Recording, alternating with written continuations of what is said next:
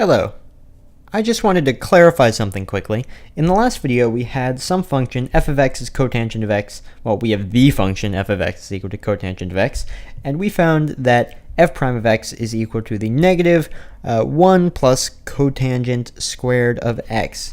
And this is correct. This answer is correct, but after looking at it, I realized that I failed to make a pretty significant simplification.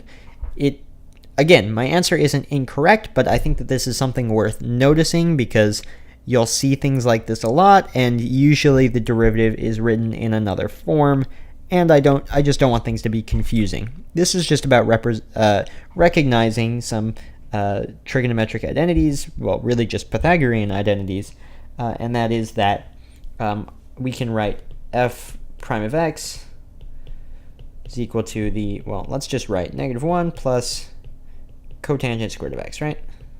That's going to be the same as negative 1 plus cosine squared of x over sine squared of x, which is also going to be negative sine squared of x over sine squared of x, right? That's just 1. I've just changed 1 to be sine squared of x over sine squared of x to make like denominators.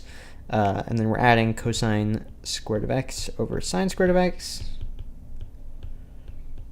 And then we can combine these terms. We have negative sine squared of x plus cosine squared of x over sine squared of x.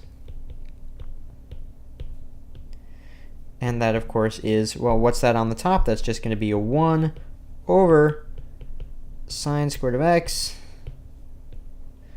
which is, of course, negative cosecant squared of x. And that answer is also kind of interesting, first of all, because it's a little bit simpler to look at, and also when we did the derivative of tangent of x and found secant squared of x, I thought that there's an interesting connection there. So I hope that this was a helpful clarification, and I realize this video is sort of short, but anyways, thanks for watching.